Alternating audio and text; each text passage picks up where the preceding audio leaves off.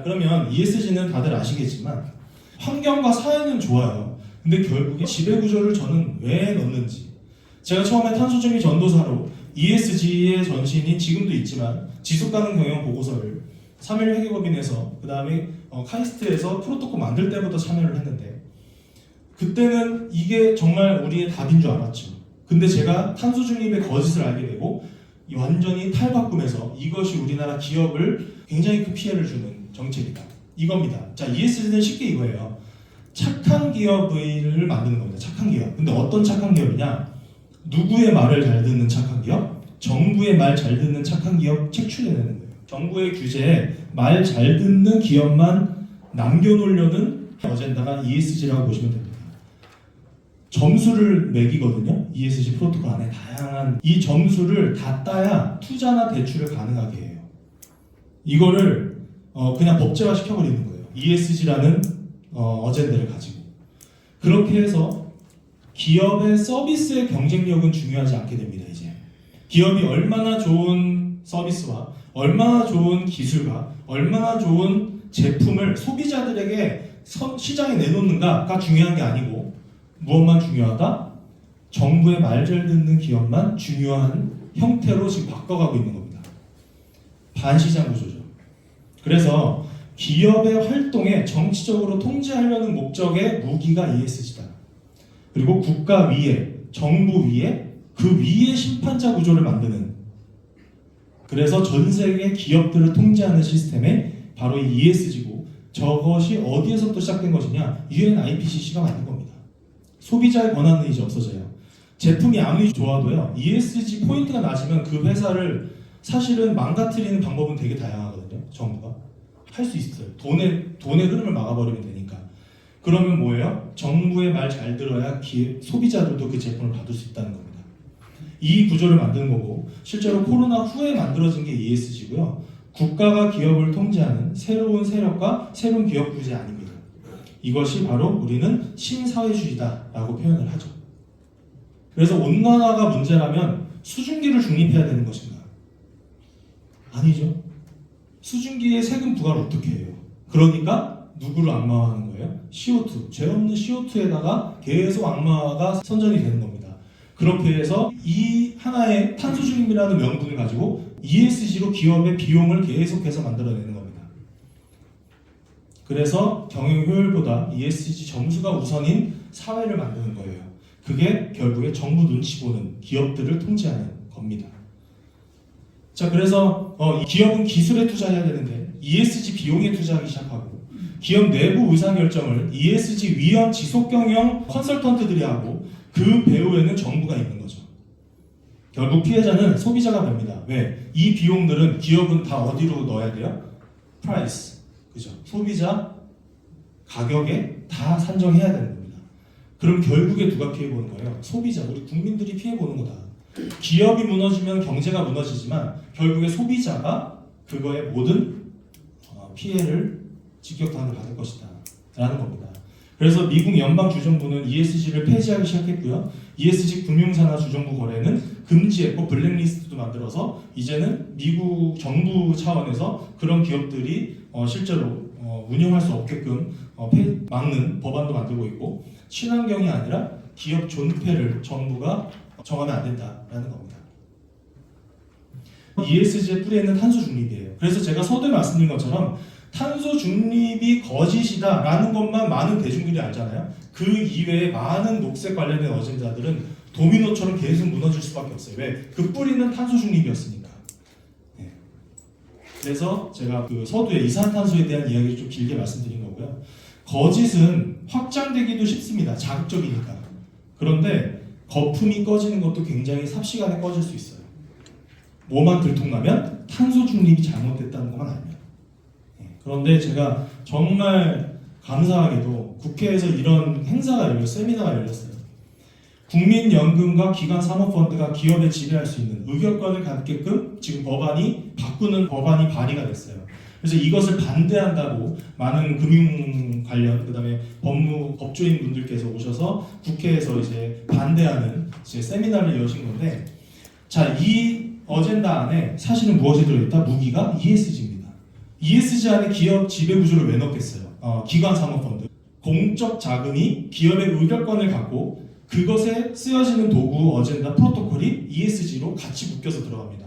그래서 기업 지배구조까지 정부가 터치할 수 있게끔.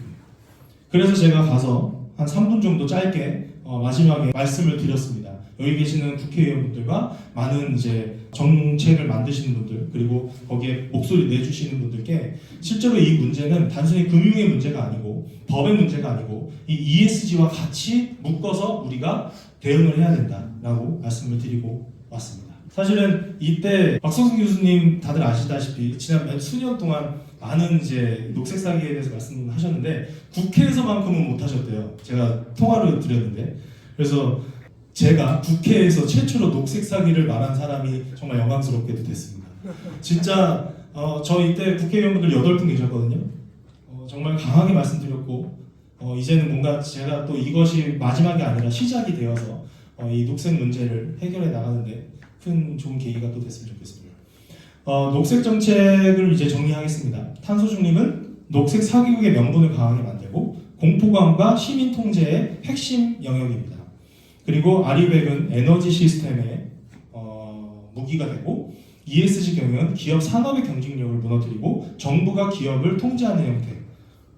그래서 결국엔 정부가 기업을 국유화시키는 형태를 만드는 무기가 ESG다. 그리고 북극 항로 문제는 과학적으로 옳지 않다. 빙하는 계속 늘고 있다라는 말씀을 드립니다. 그래서 실제로 이 4가지 어젠다를 저희는 앞으로 폐지하는데 많은 목소리를 내려고 그리고 많은 활동을 하려고 합니다. 실제로 이제 미국이나 이탈리아는 중국산 태양광 부품이 있으면 이제 수입 전면 금지했습니다. 그리고 호주는 지금 대국민 탄소중립 폐지 운동이 확산되고 있습니다. 실제로 이런 식으로 선진 문명들은 깨어나고 있는데 이번에 미국이 탈퇴한 유엔 산하 기구 중에 35개가 기후 변화 관련된 기후 어젠다 관련된 기구라고 말씀드렸는데, 이렇게 제가 12개의 가장 윗단에 있는 모든 정책을 결정짓는, 그 다음에 전 세계의 데이터를 뿌려대는 기구들 12개만 소개해드리겠습니다. UNFCCC, 여기가 최고 맨 위에 단에 있는 기구고요. 그 다음에 UNIPCC는 데이터를 생산해냅니다. 그 다음에 아이레나라고 하는데 여기서는 재생에너지 국제협력을 총괄합니다. 그리고 생물다양성 연구, 국제태양에너지산업연합이 있고요. 그 다음에 자연보전연맹, 그리고 환경협력위원회. 사실 이것을 다 보면 마치 한 국가의 구조를 보는 것 같아요. 여기에서 각각 전 세계의 각 정부에다가 오더를 내리는 거죠. 데이터를 주면서 명분이 생기니까 유엔에서 하라고 했으니까 그 나라도 해야 된다라는 명분을 계속해서 만들어내는 겁니다. 이렇게 12개의 굵직굵직한 기구들을 다 탈퇴했고요. 그 다음에 FAO, 식량부, 기후 관련된 어젠다 중에 하나입니다. 그리고 세계 기상기구까지도 탈퇴를 했습니다. 그 다음에 WHO, 그 다음에 헤비타트도 다 탈퇴했고요. UN 대학, 여기가 이제 방금 말씀드렸던 UNIPCC에서 일하는 그런 인재들을 양성해내는 교육기관입니다. 여기도 탈퇴했습니다. 그래서 파리 기후협약은 전 세계의 이념을 담합합니다 하는 명분을 만들어낸 것이고요. 유엔 산하 66개 기구는 뭘 한 것이냐? 녹색 소굴입니다. 본진이고요. 여기서 탈퇴했고요. 녹색 기후기금은 돈을 뿌리는 곳이었습니다. 여기도 탈퇴합니다. 그래서 명분과 본진과 돈을 한 번에 다 끝낸 거다. 차단시킨 거다. 라고 보시면 되겠습니다. 그런데 이런 뉴스가 나왔어요. 유엔 7월이면 운영비 바닥입니다. 미국이 선언하고 1년도 안 돼서 이제 유엔은 파산하기 직전입니다. 그만큼 어마어마한 양의 미국 돈이 흘러 들어갔었다. 그런데 우리나라는 돈잔치 중입니다. 기후에너지부, 환경부 15조, 재생에너지 지원 예산 3조. 이 어마어마한 돈이 우리나라 녹색 사기에 계속해서 쓰여지게끔 되어 있고요. 이것을 우리는 막아야 되고, 더 막아야 하는 것은 여기 예산 중에 정말 단 1원이라도 녹색 기후기금과 UNIPCC에 지원하는 돈으로, 미국이 분담금 차단했는데 그걸 대체하는 돈으로 우리나라 돈이 흘러 들어가는 순간 정말 미국은 가만히 있지 않을 겁니다. 저는 그런 잘못된 선택만은 대한민국 현재 잘못된 정책이지만 어쨌든 결국에 돈 문제인데 그것만큼은 절대 돼서는 안 된다. 우리나라 세금으로 미국이 차단한 중국의 돈줄을 그쪽에 지원하는 형태를 국제사회에 보인다? 저는 굉장히 심각한 외교적 문제가 될 거라고 저는 생각을 합니다.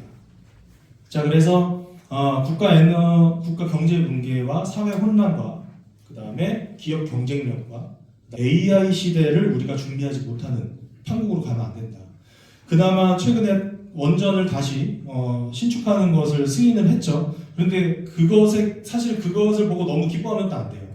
지금 제가 봤을 때 면죄부인 것 같거든요. 나중에 정말 잘못됐을 때 우리는 원전 하락은 했었다라고 하면은 그거 빠져나가려는 용도라고 저는 보고요. 진짜 정말 중요한 건 여기에 쓰여지는 이 잘못된 국민 혈세 이거 다 폐지하고 이 돈을 진짜 우리나라 국력과 기업의 경쟁력에 도움이 되는 형태로 예산이 쓰여져야 될 것 같다라는 겁니다.